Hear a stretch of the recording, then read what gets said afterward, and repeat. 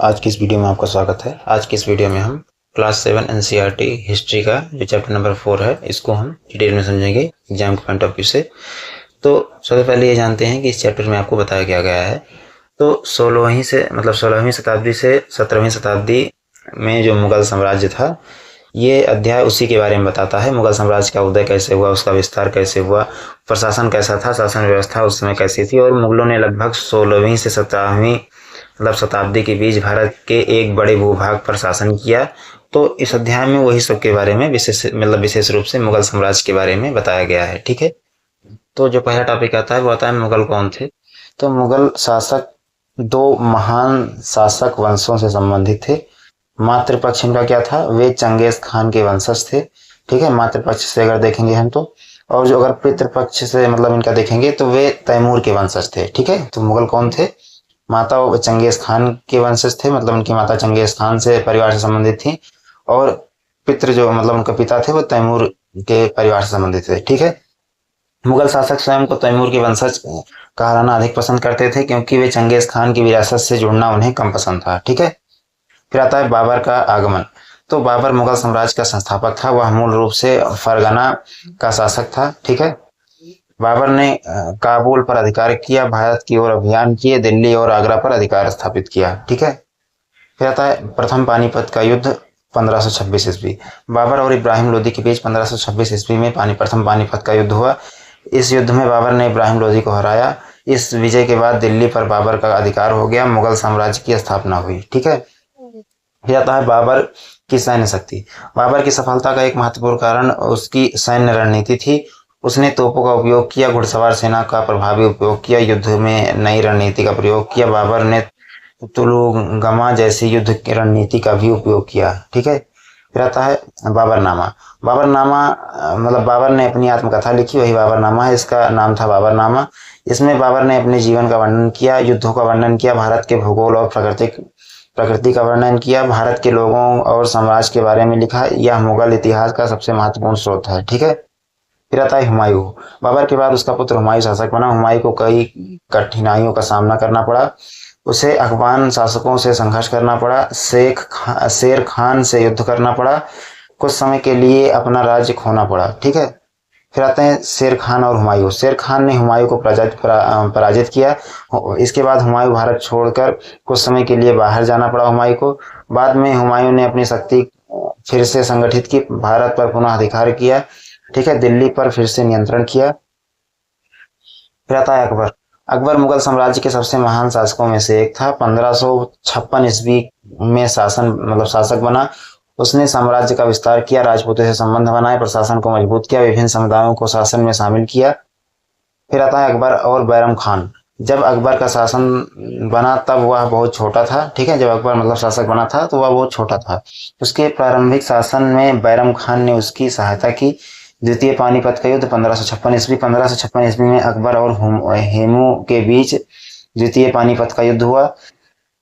इस युद्ध में अकबर की सेना विजयी हुई। इसके बाद मुगल सत्ता और अधिक मजबूत हुई। ठीक है, फिर आते हैं अकबर का साम्राज्य विस्तार।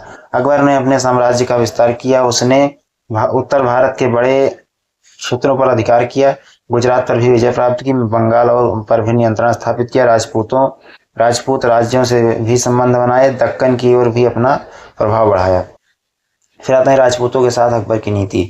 अकबर ने कई राजपूत शासकों के साथ मैत्रीपूर्ण संबंध बनाए। उसने राजपूत राजकुमारियों से विवाह संबंध बनाए, राजपूतों को उच्च पद दिए, उन्हें मुगल प्रशासन में शामिल किया। हालांकि कुछ राजपूत शासकों ने मुगलों का विरोध भी किया था। ठीक है, फिर आते हैं राणा प्रताप। महाराणा प्रताप मेवाड़ के प्रसिद्ध शासक थे। उन्होंने अकबर की अधीनता स्वीकार नहीं की।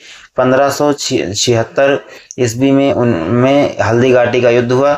यह युद्ध मुगल सेना और महाराणा प्रताप के बीच हुआ था। ठीक है, और फिर आता है अकबर की धार्मिक नीति। अकबर ने विभिन्न धर्मों के लोगों के साथ संवाद और सहिष्णुता की नीति अपनाई। उसने विभिन्न धर्मों के विद्वानों से चर्चा की, धार्मिक मामलों पर विचार परामर्श किया। ठीक है, विभिन्न समुदायों को प्रशासन में स्थान दिया। अकबर की नीति को अक्सर सुलह एक कुल कहा जाता है। ठीक है, फिर आते हैं मनसबदारी व्यवस्था। अकबर ने प्रशासन और सेना के लिए मनसबदारी व्यवस्था की, ठीक है, मतलब जो मनसबदारी व्यवस्था है उसको विकसित किया। मनसब क्या था? मनसब का अर्थ था पद या दर्जा, और मनसबदारों को उनके पद के अनुसार सम्मान, वेतन, प्रशासनिक जिम्मेदारियां दी जाती थी, ठीक है। फिर आता है जात और सवार। तो मनसबदारी व्यवस्था में दो महत्वपूर्ण पद थे। जात क्या था? मनसबदार का व्यक्तिगत पद और उसकी स्थिति, और सवार मनसबदार को कितने घुड़सवार रखने थे, इससे मुगल सम्राट को सेना पर नियंत्रण बनाए रखने में सहायता मिलती थी, ठीक है। तो जो सवार था वो मनसबदार को कितने घुड़सवार रखने थे ये बताता था, ठीक है। मतलब वो कोई पद था, मतलब पद के हिसाब से उसको घुड़सवार रखने थे, और इससे मुगल सम्राट को सेना पर नियंत्रण बनाए रखने में मतलब सहायता मिलती थी, ठीक है। उसके बाद फिर आता है जागीर। मनसबदारों को पराया वेतन के बदले जागीर दी जाती थी। जागीर क्या थी? जागीर ऐसा क्षेत्र जहां से मनसबदार राजस्व वसूल कर अपनी आय प्राप्त करता था। ध्यान रखें, जागीर मनसबदार की निजी संपत्ति नहीं होती थी, उसका स्थानांतरण किया जा सकता था, ठीक है। फिर आता है मुगल प्रशासन। मुगल साम्राज्य में सम्राट सर्वोच्च अधिकारी था। मनसबदार प्रशासन और सेना में महत्वपूर्ण पदों पर होते थे। सूबेदार प्रांतों का प्रशासन देखते थे। दीवान राजस्व और वित्त संबंधी कार्य देखते थे, ठीक है। फिर आते हैं मुगल साम्राज्य के प्रांत। मुगल साम्राज्य को कई प्रशासनिक इकाइयों में बांटा गया। सबसे बड़ी इकाई सूबा, सूबे मतलब सूबा क्या था? सूबे का प्रमुख अधिकारी। फिर आता है सूबेदार, कानून व्यवस्था देखता था, प्रशासन चलाता था, सम्राट के आदेशों का मतलब सम्राट के आदेशों को लागू करता था। फिर आते हैं राजस्व व्यवस्था। मुगल साम्राज्य की आय का सबसे बड़ा स्रोत था भूमि राजस्व। अकबर के शासन में भूमि राजस्व व्यवस्था को व्यवस्थित किया गया। इस कार्य में राजा टोडरमल की महत्वपूर्ण भूमिका थी, ठीक है। फिर आते हैं जब्त व्यवस्था, मतलब जब्त व्यवस्था। तो अकबर के समय भूमि राजस्व व्यवस्था को जब्त व्यवस्था कहा गया। इसमें भूमि का मापन किया जाता था, फसल की उपज का अनुमान लगाया जाता था, भूमि की उत्पादकता के आधार पर कर निर्धारित किया जाता था। इसे राज्य को नियमित राजस्व प्राप्त होता था, ठीक है। फिर आते हैं जमींदार। मुगल काल में जमींदार स्थानीय प्रभावशाली व्यक्ति होते थे। उनके पास भूमि होती थी, स्थानीय व्यक्ति होते थे। किसान पर प्रभाव होता था और स्थानीय मतलब शक्ति भी उनके पास थी, ठीक है।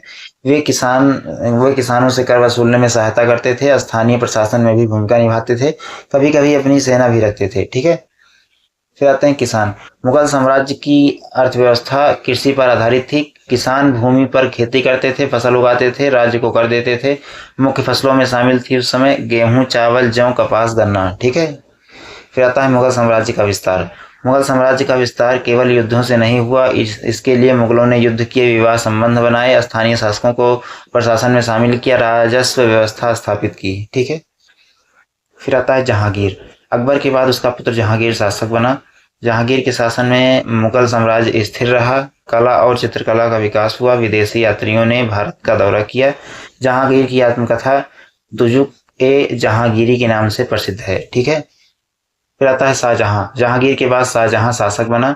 शाहजहां के समय मुगल स्थापत्य कला अपने चरम पर पहुंची। अनेक भव्य इमारतें बनवाई गईं। सबसे प्रसिद्ध ताजमहल है मतलब उनमें से एक। इसका निर्माण शाहजहां ने अपनी पत्नी मुमताज महल की स्मृति में करवाया। फिर आता है औरंगजेब। शाहजहां के बाद औरंगजेब मुगल सम्राट बना। उसने साम्राज्य का सबसे अधिक विस्तार किया, दक्कन में लंबे युद्ध किए, ठीक है, मराठों और अन्य शक्तियों से संघर्ष किया। उसके शासन के अंत तक मुगल साम्राज्य बहुत विशाल हो चुका था। फिर आता है मुगल साम्राज्य की चुनौतियां। इतने बड़े साम्राज्य को चलाना कठिन था। प्रमुख चुनौतियां विशाल क्षेत्र पर नियंत्रण, लगातार युद्ध, राजस्व व्यवस्था, मनसबदारों की बढ़ती संख्या, स्थानीय विद्रोह, क्षेत्रीय शक्तियों का उदय, ठीक है। फिर आते हैं मुगल साम्राज्य और क्षेत्रीय शक्तियां। मुगलों ने विभिन्न क्षेत्रों के शासकों और समूहों को अपने प्रशासन में शामिल किया। इनमें राजपूत, मराठा, अफगान, सिख, अन्य स्थानीय शक्तियां भी शामिल थीं। लेकिन समय के साथ कुछ समूह मुगल सत्ता के विरुद्ध भी उठ खड़े हुए। फिर आता है मुगल साम्राज्य की मुख्य विशेषताएं। तो मुगल साम्राज्य की प्रमुख विशेषताएं: शक्तिशाली सम्राट के हाथ में सर्वोच्च शक्ति, मनसबदारी व्यवस्था, अधिकारियों और सैनिकों की व्यवस्था, जागीर व्यवस्था, मनसबदारों को राजस्व प्राप्त करने के लिए क्षेत्र दिए जाते थे, मजबूत राजस्व व्यवस्था, भूमि से कर राज्य की प्रमुख आय थी, विशाल सेना, मुगल साम्राज्य के विस्तार में सेना का महत्वपूर्ण भूमिका थी, स्थापत्य कला, किले, महल, मस्जिदें और मकबरे बनाए गए। फिर इस चैप्टर के महत्वपूर्ण शब्द जिनको आपको विशेष रूप से समझना है, जैसे कि मनसब क्या होता था, पद या दर्जा। मनसबदार मुगल प्रशासन का अधिकारी जिसे एक पद दिया जाता था, ठीक है। जागीर राजस्व वसूलने के लिए दिया गया क्षेत्र। सूबा मुगल साम्राज्य का प्रांत। सूबेदार सूबे का प्रशासनिक प्रमुख। जमींदार स्थानीय भूमि स्वामी और प्रभावशाली व्यक्ति। जब्त भूमि और उपज के आधार पर राजस्व निर्धारण की व्यवस्था। सुलह एक कुल सभी जाति मतलब सभी के साथ शांति और सहिष्णुता की नीति, ठीक है। तो आशा करता हूँ आपको चैप्टर अच्छा लगा होगा तो वीडियो को लाइक करें, चैनल को सब्सक्राइब करें, ठीक है। धन्यवाद।